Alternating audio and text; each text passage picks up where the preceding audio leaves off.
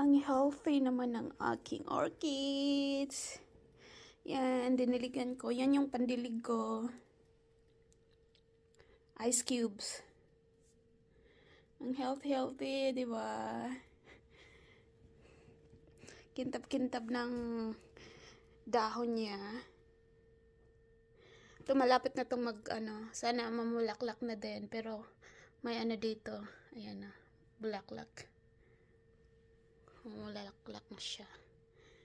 Yan. Maliit na sprout. Hindi siya makita. Focus ko nga.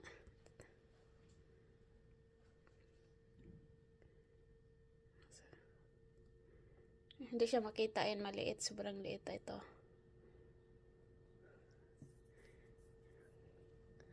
Pag ganito, ayan. Liit. Yan. Ang kintab-kintab. I'm happy. I'm happy.